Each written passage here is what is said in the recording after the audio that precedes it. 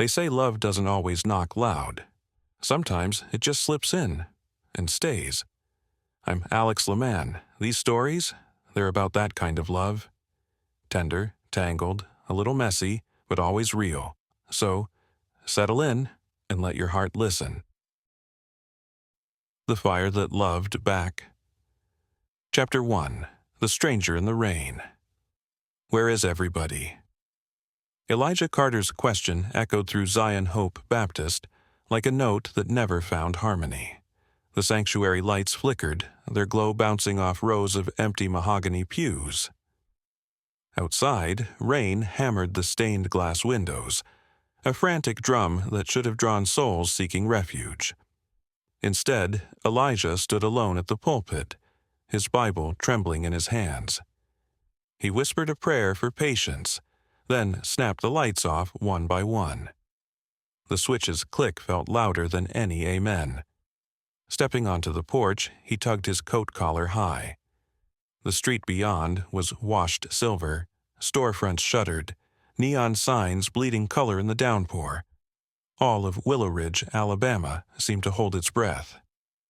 "Elijah!" A voice sliced through the rain, soft, urgent. Naomi, his wife, hurried from their old sedan, umbrella useless against the sideways sheets. Her curls clung to her cheeks. Worry darkened her eyes. "You waited again. Come home. Let me make you tea." He tried to smile, but his heart drummed heavy. "I thought maybe tonight they'd come back. I keep hearing they're over at Kingdom Revival." He didn't say what lingered on his tongue. Miracles, bright lights, promises. Things he could not give. Naomi took his hand. Even soaked, her touch warmed him. "You preach love, Eli. Love is slower than flash." She pulled him toward the steps. Thunder cracked overhead, and another figure stepped from a doorway across the street, tall, lean, motionless, under a brimmed hat. He faced them as if the storm bent around him. Lightning lit the stranger's face only for an instant, but Elijah felt pinned by those pale eyes, like frost in July. "Elijah Carter," the stranger called, voice smooth as cello strings. "Your words deserve more than empty echoes." Naomi stiffened. "Do you know him?" Elijah shook his head. The stranger approached, shoes somehow dry on the flooded pavement. "Name's Malachi," he said, tipping his hat. "I've followed your sermons online. Your compassion is true, but compassion rarely fills seats. Folks crave proof they can taste and see." Elijah frowned. "Faith isn't spectacle." Yet spectacle leads them to faith, or so they believe. Malachi's smile flickered. "I represent an opportunity. Power enough to stir a heart before you speak a word." Rain hissed between them. Naomi's fingers tightened around Elijah's. "Sir, we're not buying tricks." "No trick, Mrs. Carter, a gift." Malachi produced a card black as midnight, lettered in silver. On it shimmered a single feather. "Elijah," Naomi whispered, pulling him back. "Let's go." Malachi's gaze lingered on Elijah alone, as though seeing every lonely rehearsal. Every night Elijah practiced sermons to quiet walls. "Zion Hope doesn't have to fade," he murmured. "Come find me when the silence grows heavier than the rain." He pivoted and vanished beneath the awning of an abandoned music store. A lone street lamp sparked, then died, swallowing him. Elijah's pulse hammered. He slid the card into his pocket without thinking. Naomi exhaled, her breath a pale cloud in the chilled air. "Please, let's leave." Her voice trembled between fear and something deeper, a plea that he remain the man she loved. They drove past shuttered diners and dark houses, windshield wipers fighting the storm. Naomi glanced over. "You're quiet." "The offer," he said, voice low, felt like a hand on my throat and a hand on my dream at the same time.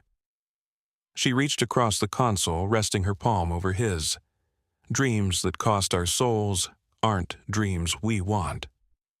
Lightning strobed again. In that flash, Elijah saw reflections in the glass.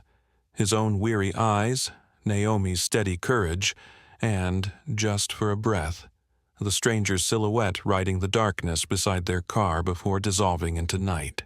Back home, Naomi brewed tea with mint from her garden. Steam curled, carrying the scent of summer evenings when they had courted under magnolia trees. Elijah watched her hands, remembering how easily hope once bloomed in him. Yet, as she turned away, his fingers brushed the card in his pocket, and a tremor ran through his chest. Half dread, half desire. Long after Naomi slept, Elijah paced their small living room. Rain tapped the windows like restless spirits. He opened his Bible, but the words blurred. In their place, he saw faces of the congregants who had left. Sister Ruth wiping tears as she followed the crowd to Kingdom Revival. Brother James spinning tales of the blind who now saw. Their absence carved a hollow inside him. He drew the black card out, holding it to the lamplight. The silver feather shimmered, bending the glow like water. On its underside, tiny letters formed, 3 trials, 3 gifts, then you will burn bright. Thunder rolled close, shaking the panes. Elijah's heart thundered back. He closed his eyes, hearing Naomi's earlier plea, but behind it rose Malachi's promise. Power enough to stir a heart before you speak a word. Outside, the rain slowed to a hush, as though the sky itself waited for his answer. Chapter 2. The Promise of Fire. Dawn slid over Willow Ridge like warm honey, tinting the clouds a bruised rose. Inside the small Carter kitchen, Naomi coaxed sweet steam from a pot of grits while humming an old Sam Cooke lullaby. The window framed her. Rain-beaded glass caught the first light, scattering it across her cheekbones like shy confetti. Elijah watched from the doorway, struck by how a single morning could hold both peace and dread. He reached for her waist, pulling her against him. She leaned back, letting his chin rest on her shoulder. "Did you sleep at all?" she asked, stirring slow circles in the pot. "An hour, maybe." He avoided her eyes, afraid she might read the storm still spinning inside him. On the table lay the black card wrapped in a napkin, hidden yet pulsing in his thoughts. Naomi set 2 bowls down and unfolded a letter. Came early, slid under the door. She pushed it toward him. The cursive belonged to Sister Ruth. She wrote of Kingdom Revival's new wing opening next month, of wheelchairs left abandoned like testimonies along the altar rail, of a choir so loud heaven must answer. She ended with a question that felt like a knife. When will Zion hope rise again? Elijah folded the letter slow, each crease a small defeat. Naomi reached across, covering his hand. "Their fire burns bright, but bright fires die fast," she said. "I'm not so sure." He tried for a smile, but his voice cracked. The card seemed to hum, a bee trapped under glass. Late morning found him alone in the sanctuary, dust motes drifting through sunbeams like tiny spirits. The silence felt different today, thicker, expectant. He walked the center aisle, fingertips brushing each pew, as if greeting absent friends. Halfway down, a chill shivered up his spine. The old grandfather clock, dead since before his ordination, ticked. He turned. The pendulum swung, slow and deliberate, silver catching the light. 12 resonant chimes rolled through the rafters, though the hour was barely 11. On the altar lay something new. A feather, gold as candle flame, so weightless air seemed to cradle it. His breath hitched. He stepped closer, heart stuttering. The feather's quill pierced a folded scrap of parchment. 3 words in ink, dark as midnight. Claim the root. Elijah's pulse hammered. He lifted the feather. Heat licked his fingers, not burning, yet alive. Outside, a wind slammed against stained glass, rattling the depiction of Moses parting crimson waves. The feather cooled, but its impression lingered on his skin like faint lightning.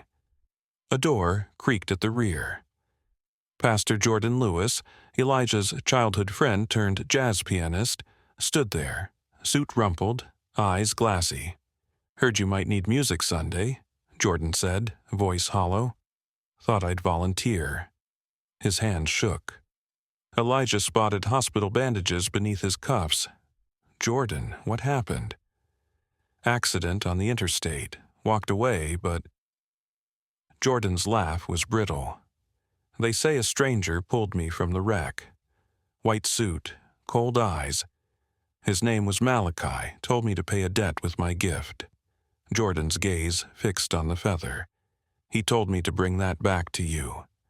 Elijah's knees weakened. He guided Jordan to a pew, but the pianist pressed the feather into Elijah's palm, refusing to sit. "He said you'd understand," Jordan whispered, then turned and left, footsteps echoing like fading applause. The sanctuary lights flickered. Elijah felt watched. He tucked the feather inside his Bible, yet still its glow bled through the pages. He knelt, forehead to wood, prayer spilling from his lips, half plea, half confession. He wanted a sign of God, not Malachi, but the gold waver of the feather seemed to answer with a voiceless dare. That night, Naomi found him on the porch, shirt damp with sweat though the air had turned cool. Fireflies blinked over the lawn, their glow reflected in his wide eyes. She wrapped an afghan around his shoulders. "Eli, talk to me." He hesitated, then spoke of Jordan, the ticking clock, the feather that burned without flame.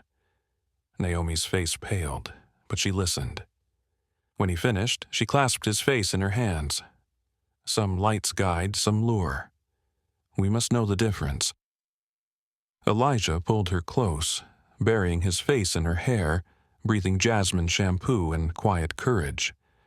Yet over her shoulder he saw a distant shimmer at the tree line, a single golden spark that hovered, then vanished. He wasn't sure if it was a firefly or something waiting. Long after Naomi slept, Elijah sat at his desk beneath a dim lamp. The feather lay on the open Bible, glowing softly like an ember starved of air. He traced the edge with trembling fingers. "Claim the root," the note had said. Outside, the wind carried the faintest scent of smoke. Somewhere in the dark, a promise waited, one that felt too hot to hold and far too bright to ignore. Chapter 3. The Silver Root. Elijah left the house before dawn, slipping from the bed as Naomi murmured his name in her sleep. Outside, a low fog crawled through the pecan orchards, wrapping the world in a hush. He drove west until the asphalt thinned to gravel, and the gravel surrendered to red dirt. The feather lay on the dash, pulsing faintly with a heartbeat that was not his own. He parked at the edge of the Chattahoochee Wildlife Preserve, where cypress knees jutted like crooked fingers from black water. Each breath tasted of wild mint and swamp moss. A whip-poor-will called once, then fell silent, as if warning any creature wise enough to listen. Elijah tucked his Bible into his coat, but the feather refused to stay hidden. Its glow leaked through fabric, a single ember in the dim. He followed a deer path winding between palmettos. Memories marched with him. Naomi singing to him in college courtyards, their wedding vows beneath Spanish moss. The first sermon he preached when his voice shook with purpose instead of fear. Those memories fought the newer sound in his skull. Malachi's promise of power, Jordan's hollow eyes, Sister Ruth's letter dripping with disappointment. Hours slipped by.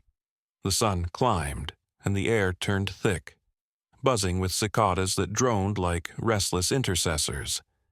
Just as doubt gnawed at his resolve, he reached a clearing lit by a shaft of gold so bright it looked solid. In the center stood a magnolia tree, ancient and twisting. Its petals glimmered silver, as though moonlight had bled into them. At its base, roots broke the earth's skin, one root unlike the rest. It was metallic, shining as though forged, and it curved toward him like a beckoning hand. Claim the root. Elijah knelt, heart rattling his ribs. As his fingers brushed the silver wood, a jolt raced through him, hot and dizzying. The forest blurred. He smelled Naomi's jasmine shampoo, heard her laughter, tasted the salt of their first argument. Then the visions darkened. An empty sanctuary, Naomi weeping in the front pew, Malachi standing beside her with a tender hand on her shoulder. Elijah yanked his hand back, gasping, but the root clung to his palm with hair-thin tendrils. It demanded blood. A thorn point pierced his skin. A single drop beaded and disappeared into the wood. The tendrils retracted. The root snapped free and rested, impossibly light in his grasp. Footsteps scuffed behind him. He spun to see Naomi at the tree line, sweat beading her brow, fear shining bright.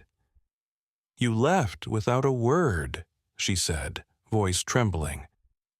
"I tracked the car signal on my phone. What is this place?" He tried to hide the root, but the metallic sheen flashed in the sun.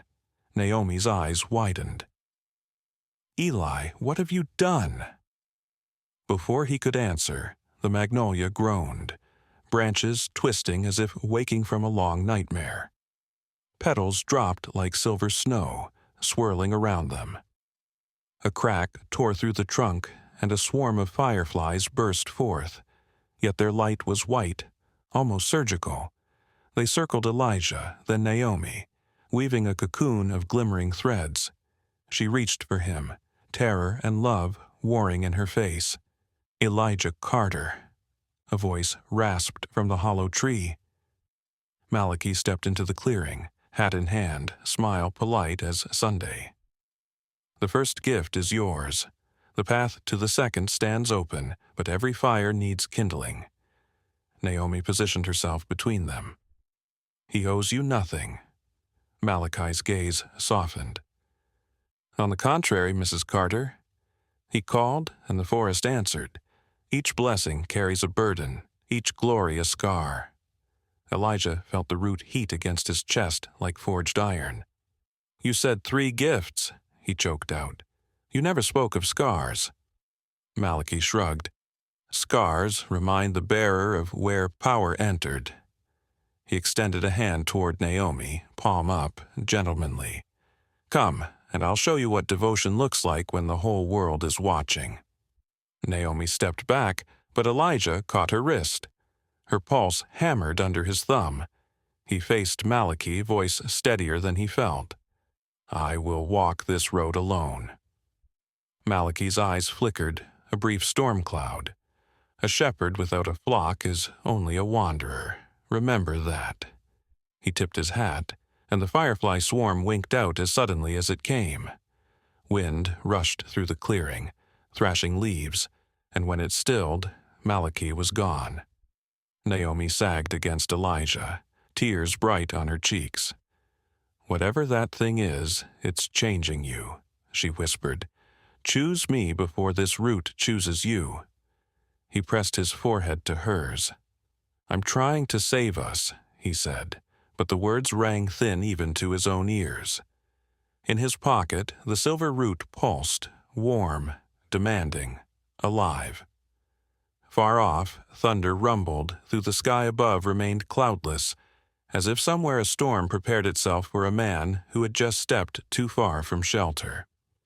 Chapter 4. The Crimson Stone. Elijah sped along Highway 14 at dusk, the dashboard light washing his face the color of bruised peaches. Naomi sat beside him, arms folded tight, the silence between them louder than the engine. Cypress shadows raced across the windshield like black wings. He thought of the silver root hidden in the glove box, throbbing faintly with each mile. An unspoken passenger. They crossed into Lowndes County, Alabama's forgotten middle ground, where cotton fields turned to scrub and gospel stations crackled into static. At a crossroads lit by a single hanging bulb, Elijah braked. A weather-worn sign pointed down a dirt lane. Oakwood Cemetery, Esther 1873. Naomi's breath hitched. Why here? He gripped the wheel. The next gift waits in a place where blood remembers. He hated how rehearsed the words sounded, as if someone else had placed them in his mouth. She touched his cheek, fingertips trembling. If you go any deeper, I might not find the man I married when you come back. Her touch nearly broke him. He turned, pressing a quick kiss to her palm. Then anchor me, stay close. Yet he knew she could not follow where he must walk. He parked beneath a bowed live oak draped in Spanish moss. Crickets hissed. Fireflies pulsed amber in the tall grass, their glow too warm, almost feverish. Naomi waited in the car while Elijah entered the cemetery, guided by moonlight and a compass none could see. Marble angels stared down, features softened by decades of southern rain. The air smelled of iron and magnolia rot. At the plot's center lay an old stone crypt, its door chained but not locked. Each link bore rust the color of dried roses. Elijah lifted the latch. It fell away as if eager to release him. Inside, stale air wrapped him like a shawl. A narrow stairway spiraled beneath the earth, lined with candle niches long cold. As he descended, unseen flames flickered to life, casting restless shadows across stone walls carved with verses half Latin, half tongues unknown. His heart hammered louder than his boots. At the bottom, a cavern opened, lit by a blood-red glow. In its center rose an altar of cracked marble. On it lay a fist-sized gem, pulsing like the heart of some sleeping beast. The crimson stone. He reached out. The gem thrummed against his palm, heat crawling up his arm, spreading through his chest. Images flooded him. Zion Hope crowded with worshippers, Naomi radiant beside him, their unborn child resting beneath her heartbeat. Then the vision warped. Rows of parishioners on their knees, chanting his name, eyes empty as glass. Naomi stood at the back, face streaked with tears that bled into smoke. Elijah jerked his hand back, gasping. Footsteps echoed behind him. He spun and found Sister Ruth, cloak damp with mist, eyes glistening like wet coal. "I followed the feather's light," she whispered. "Kingdom revival is not enough. I need something real." Terror stabbed him. "You shouldn't be here." She stepped closer. "I heard a voice in my dream saying you held fire in your hands. Prove it, Pastor." The crimson stone pulsed brighter, sensing hunger. Elijah felt its power climbing his spine, urging him to show her, to make her believe. He clenched his fist until nails bit flesh. Wind whirled through the cavern, though no door stood open. Candles flared, exposing walls now slick with fresh red streaks. Ruth's resolve wilted. She backed away, murmuring a prayer. Elijah closed his eyes, forcing the stone's hum to quiet. When he opened them, Malachi leaned against the altar, smile wine dark. "Every witness is a seed," Malachi said. "Water her doubt and your field will flourish." "Get out," Elijah hissed. Malachi only chuckled. "You picked the root and lifted the stone. You are soil I can trust." He stroked the gem, and its glow deepened. "One more gift, and your harvest begins." Sister Ruth's scream shattered the moment. The stone's light exploded, bathing the cavern in scarlet. When the glare faded, she was gone. No scream, no footstep, no whisper, just the echo of wings beating in sudden silence. Elijah staggered, eyes wet. "What did you do?" "I? Nothing." She chose to run from truth. Some heart simply burst under too much light. Malachi placed the stone in Elijah's shaking hands. "Take it. Love is brave because it bleeds. Power is brave because it makes others bleed." Elijah trembled but held on. The gem cooled, settling against his skin like acceptance. He climbed the stairs, each step heavier. Outside, Naomi waited by the car, arms wrapped around herself. Lightning stitched the horizon, though the sky remained clear. Elijah slipped the stone into his coat, but Naomi saw his haunted eyes and understood more than he confessed. Driving home, thunder rumbled without clouds, following them like a distant drumline. Naomi rested her head against the seat, tears silent. Elijah gripped the wheel as if steering through a storm only he could see. In his pocket, the crimson stone pulsed, keeping rhythm with a heart that no longer belonged solely to him. Chapter 5. The Cup That Hummed. Sunday dawn wrapped Willow Ridge in oppressive heat, as though the sky itself held its breath. At Zion Hope, ceiling fans whirred too slowly, stirring air thick with perfume and anticipation. Word had spread that Pastor Carter carried a flame no storm could quench, and pews once barren now overflowed. Choir robes flashed crimson, matching the stone beating beneath Elijah's coat pocket.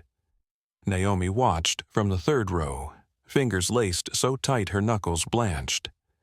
She saw how the women studied her husband, eyes shining with something between hunger and awe, and she felt her heart fold in on itself. 2 nights had passed since the cemetery, yet Elijah had offered only fragments. "I'm close, love. Trust me just a little longer." Fragments could not fill the widening hollow. Jordan struck the opening chord on the Hammond, and the sanctuary vibrated. His bandages were gone. His fingers flew across keys that once mocked him. A murmur rippled through the crowd. Miracle. Elijah stepped to the pulpit, sweated his temples, carrying the silver root like a scepter disguised as wood. The crimson stone pressed hot against his ribs.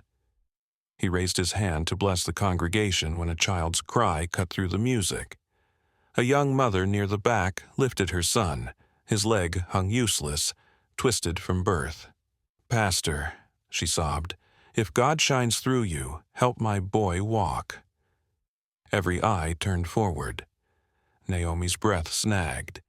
Elijah felt the root burn, urging, promising. He descended the steps, the aisle parting like a tide.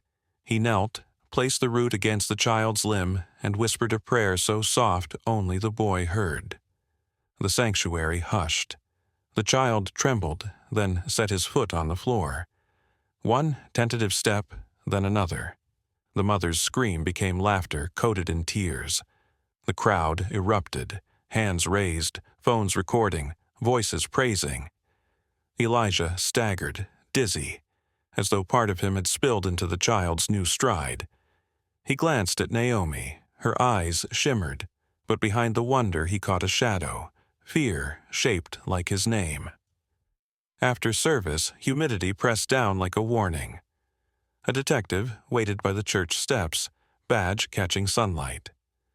Detective Amelia Hayes, Lowndes County. She spoke to Naomi first, asking about Sister Ruth's disappearance. Naomi's pulse drummed in her ears. She answered softly that she knew nothing, and the lie tasted of iron. Amelia nodded, but her gaze flicked toward Elijah with curiosity that promised return. That evening, thunderheads bruised the horizon. Naomi cooked okra stew, yet neither ate. Lightning flashed in the window, illuminating Elijah's restless pacing. Finally he stopped, voice low. "There's one gift left, the cup.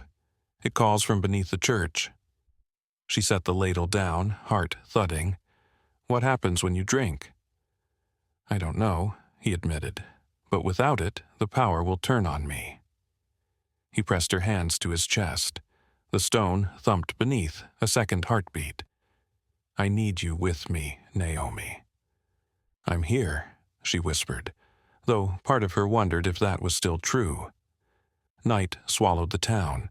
They returned to Zion Hope alone, cicadas silenced by the brewing storm. In the basement furnace room, an iron door, one Elijah had never noticed, stood ajar. Beyond lay a chamber carved from bedrock, lit by a single oil lamp that burned without smoke. On a stone pedestal rested a chalice of tarnished silver. Ash swirled inside as if stirred by an unseen spoon, emitting a faint hum that vibrated through their bones. Malachi stepped from the shadows, white suit immaculate, eyes gleaming like wet slate.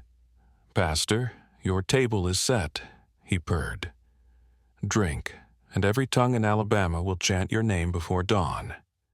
Naomi moved between them. "He's done," she said, voice shaking but firm. "Your gifts reek of graves."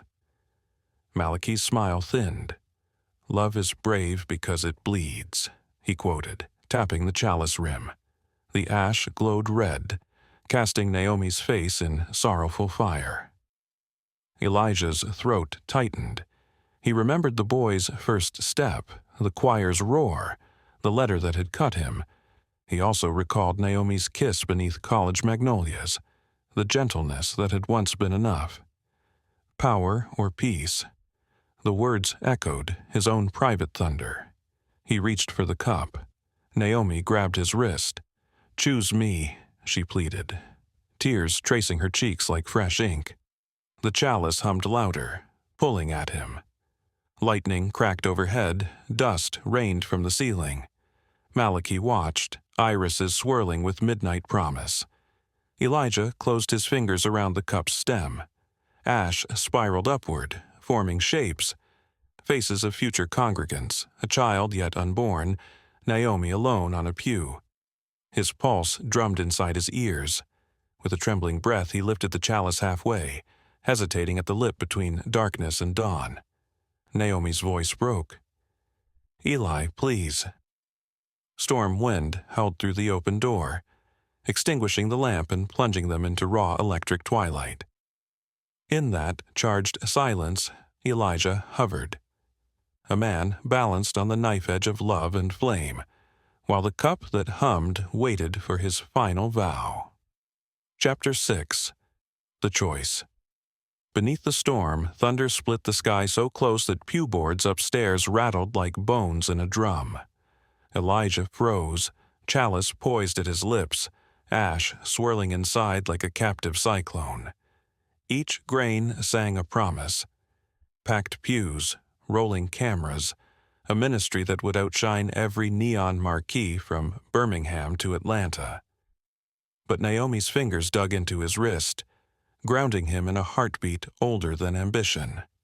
Outside, rain burst through cracked basement windows, speckling the stone floor. For a breath, the room smelled of wet Georgia clay and violets, memories of their first spring together at Spellman's campus quad. Elijah's eyes met Naomi's. Hers were storm-dark yet steady, pleading without accusation. He heard the tremor of her pulse over the chalice's hum. Malachi stepped closer, patent shoes splashing in puddles that glowed faintly red. "Drink, Pastor.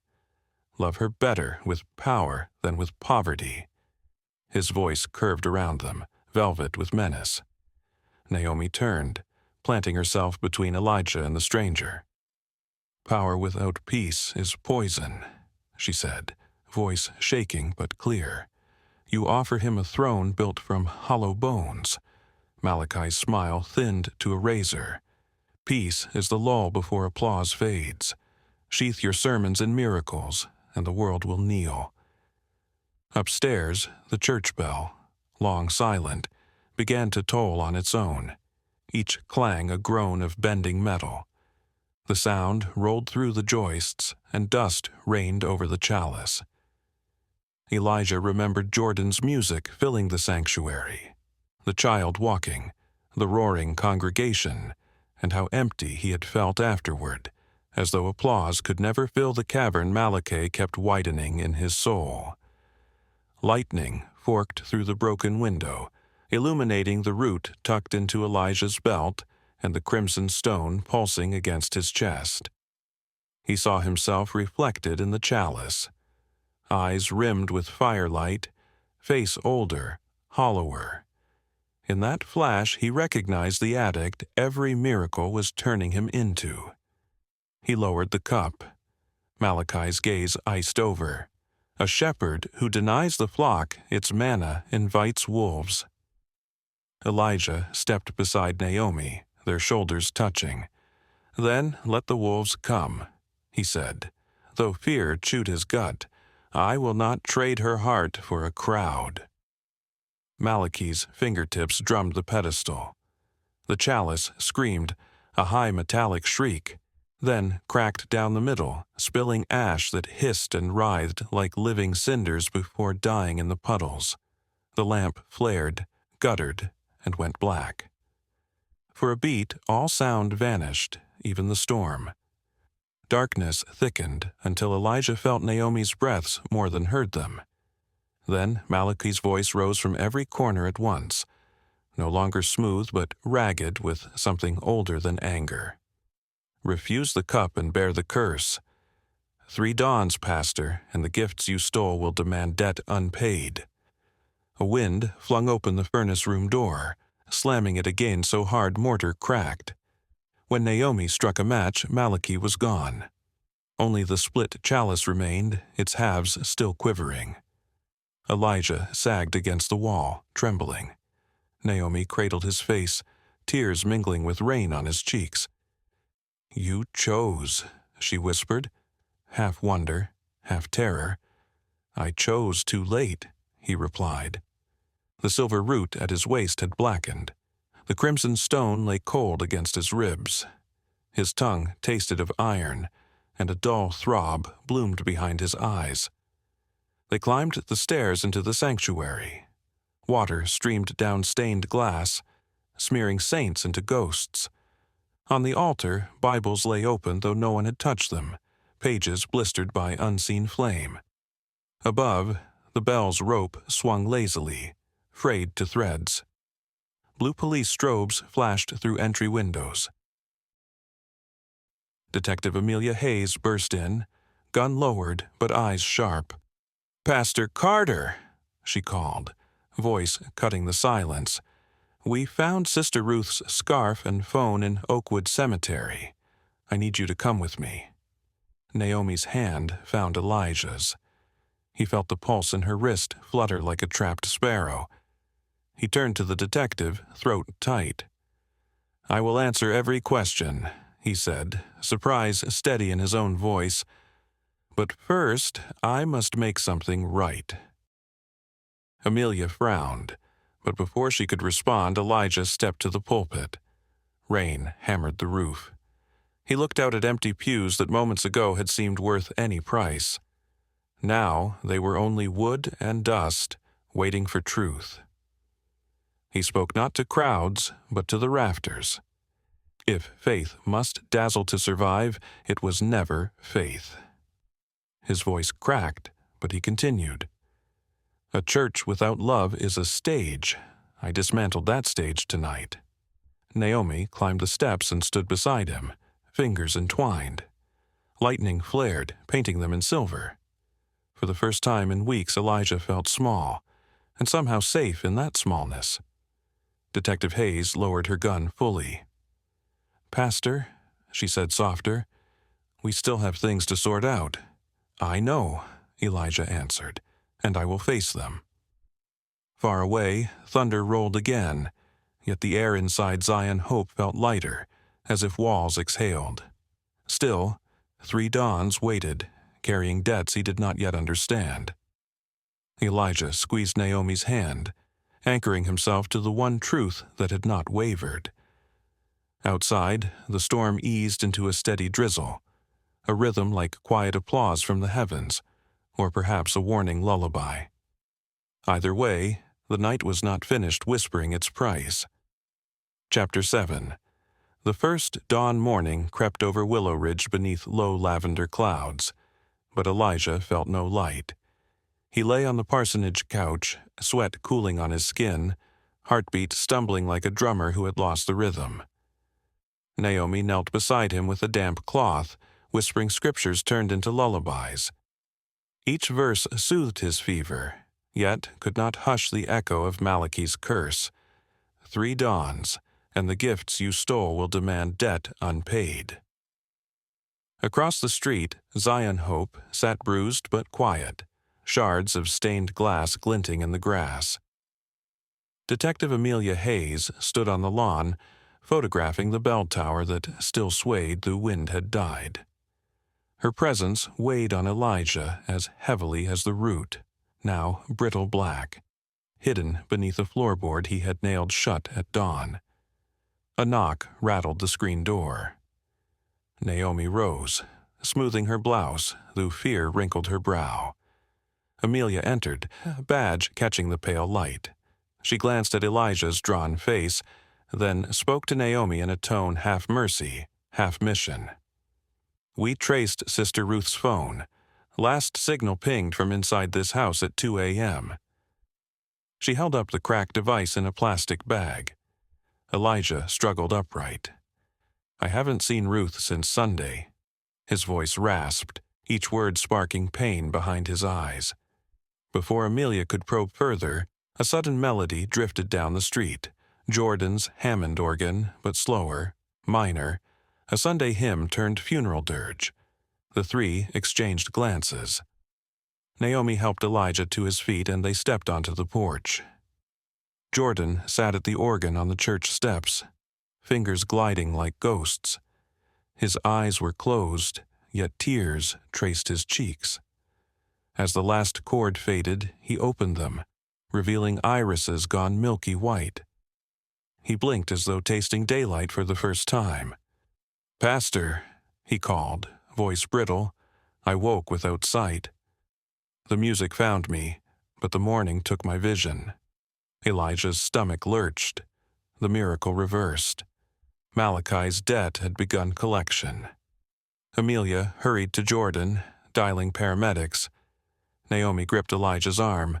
"We need a doctor for you too." But another sound cut her sentence. A car door slam.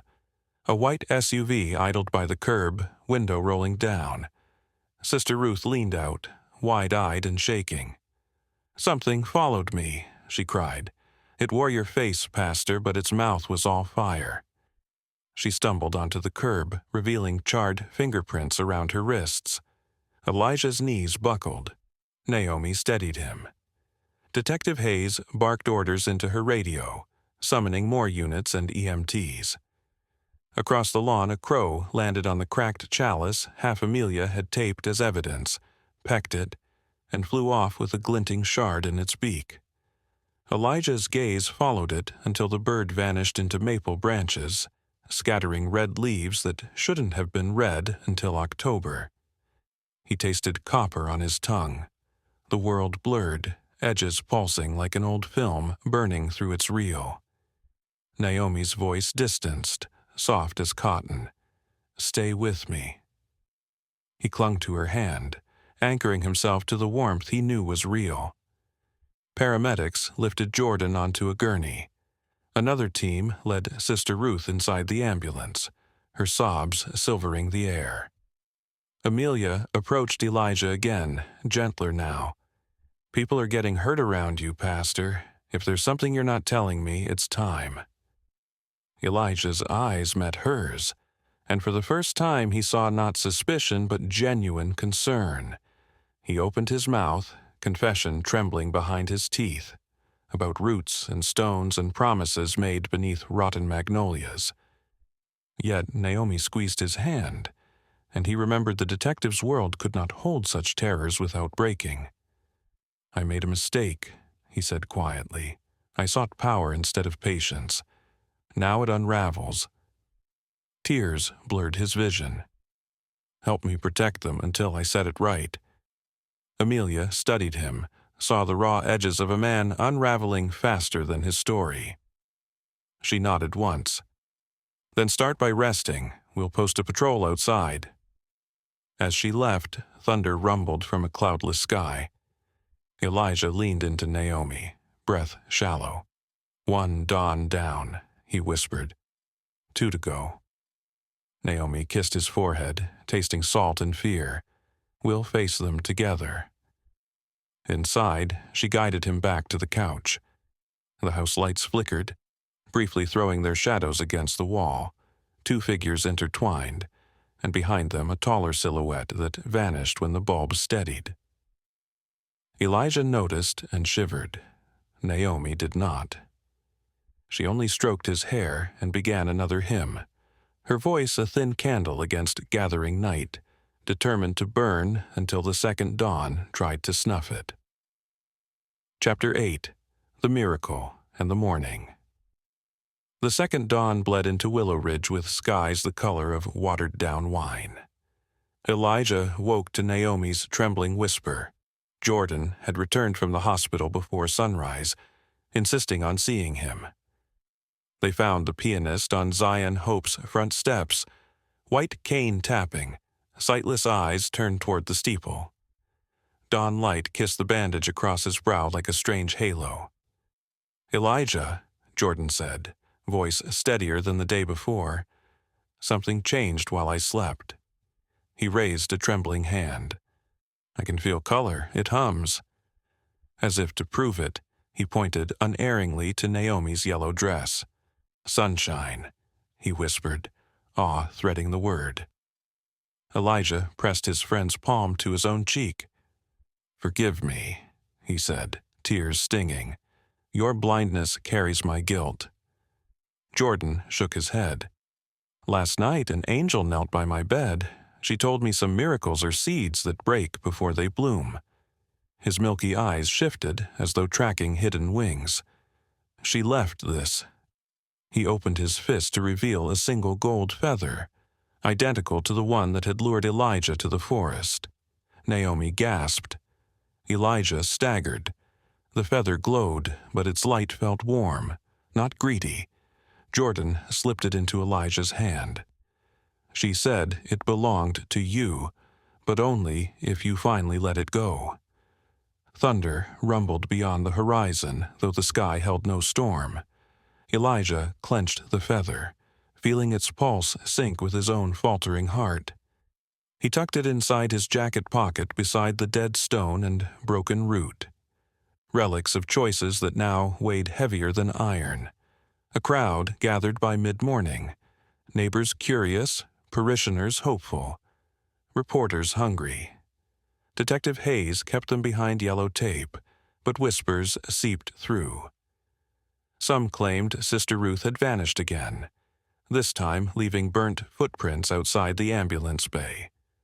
Others swore they'd heard the church bell toll at midnight by itself. Hushed rumors braided with gospel hymns hummed by grandmothers on porch swings. Inside the sanctuary, Elijah stood at the pulpit despite Naomi's plea for rest. He needed to speak, even if only to the cracked walls. Jordan sat at the organ, fingers poised but still, listening like a man learning a new language through vibration. Elijah's voice echoed, rough as gravel. "Yesterday I chased a fire that promised to warm this house. Instead, it scorched every soul it touched. I cannot undo the damage, but I can name the deceit." As he spoke, sunlight streamed through the shattered stained glass, scattering rainbow shards across the pews. The feather in his pocket pulsed hotter, searing through cloth. He pulled it free. It blazed like a small sun. Gasps rippled through the handful of people brave enough to slip past the tape and kneel in the aisles. Naomi stepped forward, face pale. "Elijah, put it down." He looked into her eyes. Love weather-worn but unbroken. With a trembling breath, he laid the feather on the altar beside the split chalice Detective Hayes had returned for evidence.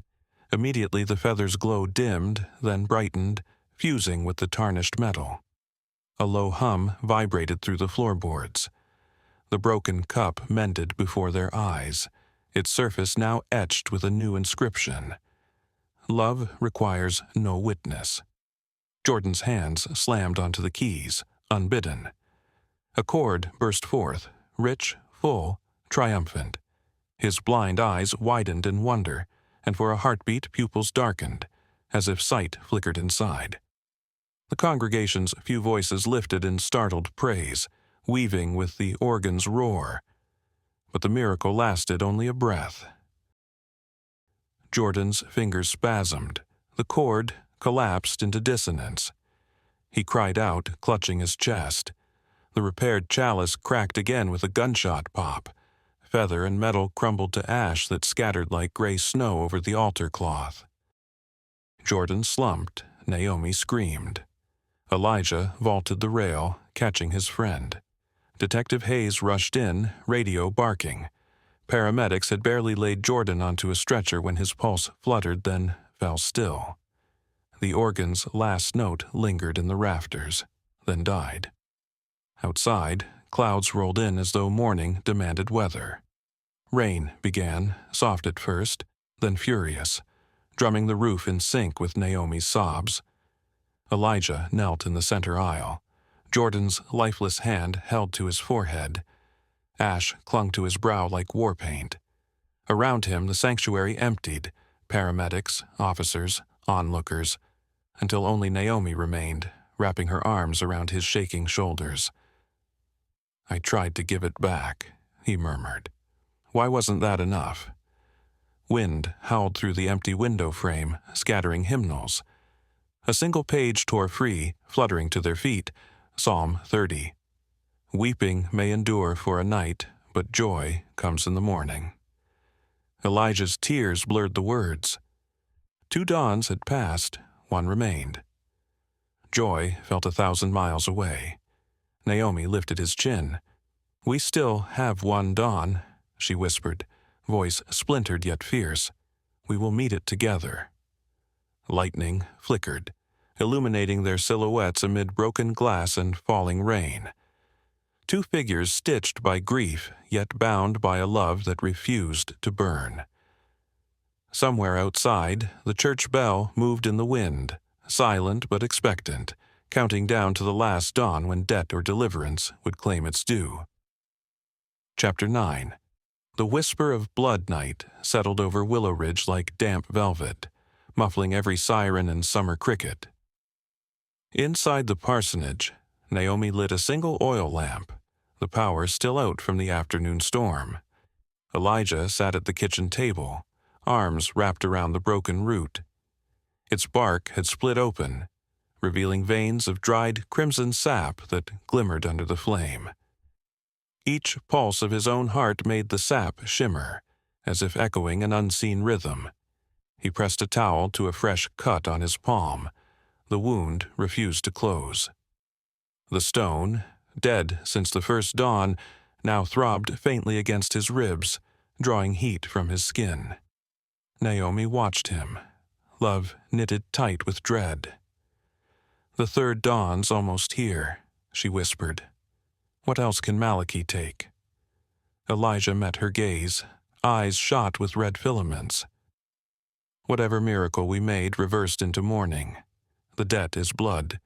If I fail, he'll take mine. Or yours." The words tasted of rust. He reached for her hand.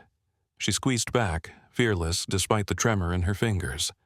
A knock at the door broke the hush. Detective Hayes entered, raincoat dripping. Her usual resolve had cracked. Something fragile flickered behind her eyes. "We found Sister Ruth. She was wandering Route 9, barefoot, chanting your name." Amelia produced a photograph snapped on her phone.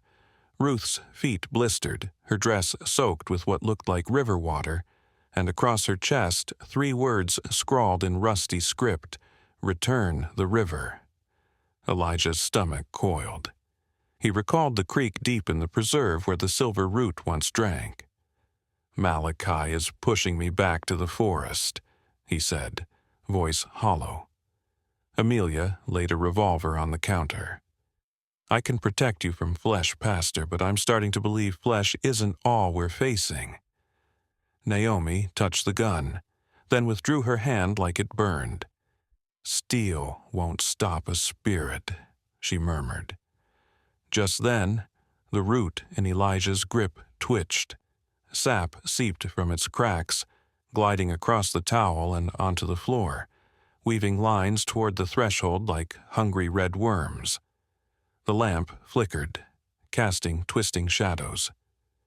Through the open window drifted a whistle, a lullaby Elijah's mother once sang, yet warped minor. Malachi's voice followed, soft as a prayer. End it with the river, or let the town drink sorrow. Elijah stood, swaying. He wants a sacrifice at the water by sunrise. The root writhed harder, tearing skin where it touched. Blood dripped, joining the sap. Naomi blocked the door. Then we give him nothing. We burn the root, bury the stone, leave town if we must. You can leave, Elijah said, voice shaking, but the debt follows me. If I run, he'll bleed Willowridge dry.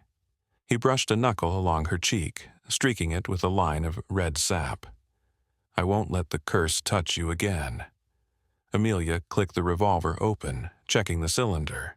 I'm coming, she declared. Bad spirits or not, a witness matters. Naomi grabbed a vial of anointing oil from the pantry. Then so am I. The three slipped into the rain. Streetlights buzzed, casting halos in the mist. As they neared Zion Hope, the bell tolled once by itself, low and mournful. Elijah felt the stone beneath his shirt grow hot, branding his flesh. They reached the edge of the preserve just before midnight.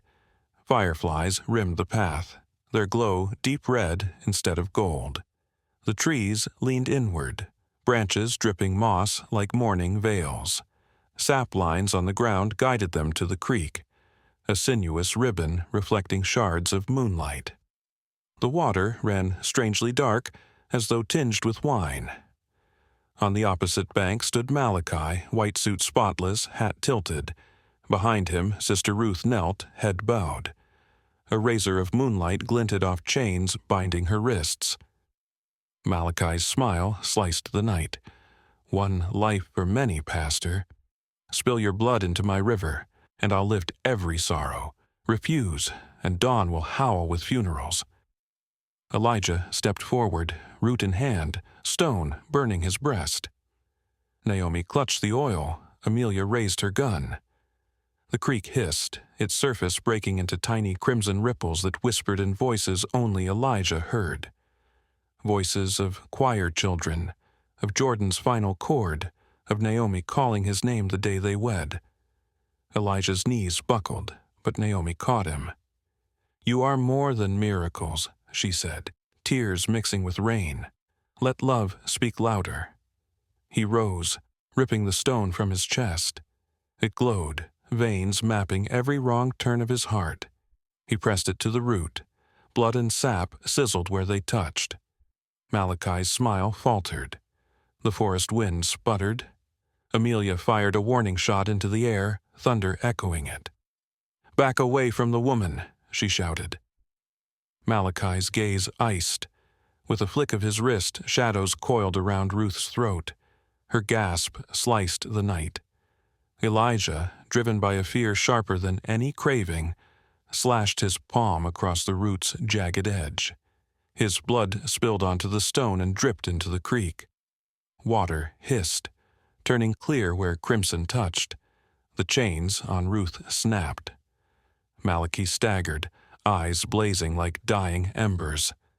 You waste the power, he snarled. Blood spent on mercy feeds no throne. Elijah hurled the stone into the rushing water. It sank, light fading. The red fireflies blinked out, the forest exhaled. Malachi stepped back, form flickering like smoke torn by wind. One dawn remains, he whispered. Mercy may free them, but what will free you? He vanished, leaving only scorched footprints on the damp moss. Ruth collapsed, sobbing. Amelia holstered her gun, disbelief etched on her face. Naomi wrapped her arms around Elijah, pressing her forehead to his. The creek now ran crystal, carrying the stone away toward some unseen gulf. Elijah swayed, vision graying at the edges. Blood dripped from his hand into the purified water, but instead of darkening it, the drops vanished like ink in sunlight. He felt lighter, yet faint, an empty vessel after pouring out the last of himself. Naomi whispered, "Come home, love. We still have one dawn to meet." Her voice, steadier than the river, guided him back up the path while the forest behind them fell silent, waiting to see which way the sun would rise. Chapter 10. The Fire That Spoke Back. The final dawn crept pale and cold across Willow Ridge, yet inside Zion Hope a silent heat gathered, as though the walls themselves waited for something to ignite. Elijah stood before the altar, bandaged hand clasped in Naomi's, breath fogging the chilled morning air that leaked through shattered windows. A patrol car idled outside, but Detective Hayes remained in the narthex, giving the couple space she sensed they needed more than her questions. Elijah's blood loss left him lightheaded, yet his spirit felt strangely buoyant, as if the creek had carried away a weight he never knew he bore.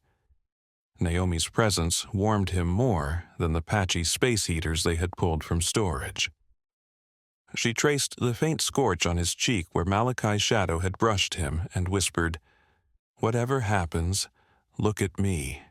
Let love answer first." He nodded, heart throbbing in time with distant church bells from neighboring towns welcoming Sunday. Without warning, the sanctuary doors slammed shut. Lamps flickered, flames stretching tall, then bending as if saluting an unseen king. Malachi appeared in the center aisle, suit crisp, eyes molten. The air rippled around him like asphalt in summer heat. "Pastor," he said, voice carrying the hush of burial soil, "you bled the river clean, but you have not burned the lie from your soul. One ember of ambition still glows, and I am here to fan it." With a snap of his fingers, every candle flared to a searing blue. Heat rolled forward, blistering wood varnish, yet the flames paused at the edge of the chancel, as if awaiting Elijah's permission. Naomi stepped forward, placing herself between Elijah and the fire. "He chose mercy, you have no claim." Malachi's gaze slid to her, softening into something almost mournful. "Love is a sweet cage, child, but every cage rusts. Watch." He flicked his wrist. The organ burst into a minor chord, though no one touched the keys. Blue flames raced up its pipes, notes warping into a wail. Elijah felt the ember inside him stir. An image of the sanctuary filled again, pews packed, his voice commanding storms of hallelujahs. The vision surged with the music, seductive as honey on parched lips. Naomi caught his face, forcing his eyes to hers. "Our church can rise honest," she said, fingertips digging into his jaw. "Let ashes speak truth." Her words struck deeper than Malachi's lure. Elijah turned to the altar, where the broken chalice shards still lay. He swept them into his palm. They cut fresh lines in his bandage. Blood welled, bright as sunrise. He lifted the shards toward the blue fire. "If one ember remains, let it burn clean." Flames roared, converging on the blood-stained metal, swirling into a cyclone that sucked the oxygen from the room. Naomi and Detective Hayes fell to their knees, shielding their faces. Malachi's smile faltered as the vortex spun faster, drawing him backward until his heels scraped the marble floor. Elijah stepped into the column of fire. Heat should have incinerated him, yet it enfolded like a fierce embrace, licking the shards in his hand, welding them into one glowing brand. The fire's roar shifted to a voice, his own, yet purified, stripped of vanity. "Preach love, not spectacle. Serve the broken, not applause." The words thundered within him like heartbeat and hymn. Malachi shouted, but the vortex yanked at his suit, threads unraveling into ash. "Power is a river," he screamed, voice cracking, "and rivers never flow backward." Elijah answered by driving the blazing brand into the center aisle. Blue fire erupted along the cracks in the floorboards, racing toward Malachi. When it reached him, the flames inverted, turning pure white, then disappearing with a sound like a final sigh. Malachi was gone. Only the faint scent of myrrh lingered. The sanctuary fell dark. Smoke drifted upward, shaping wings that dissolved into the rafters. Outside, the patrol car's radio crackled, a gospel tune carried on weak AM waves, swelling through the broken stained glass as dawn finally poured real sunlight across the pews. Naomi crawled to Elijah, tears and soot streaking her cheeks. He collapsed into her arms, the brand cooling to dull silver. Detective Hayes approached, eyes wide. He just vanished. Her voice shook, half fear, half faith. Elijah managed a weary smile. Fire spoke back. Later that morning, townsfolk arrived, drawn by rumor of smoke and light. They found the sanctuary charred yet calm, its pews warmed by sunshine instead of spectacle. Elijah, weak but alive, stood beside Naomi and read Psalm 30 from a smoke-creased Bible. When he reached Joy Comes in the Morning, Sister Ruth, swaddled in blankets, answered with a trembling Amen. Others joined until the ruined church filled with quiet, genuine song. No cameras, no claims of wonders, only the miracle of hearts still beating. As the hymn faded, Elijah rested his head on Naomi's shoulder. The silver brand lay across the altar, inscription glowing faintly. Love requires no witness, but truth will bear one. Outside, the bell rope, once frayed, now hung whole. Wind nudged it, and the bell tolled a single clear note, announcing not debt or doom, but the start of a new, honest dawn.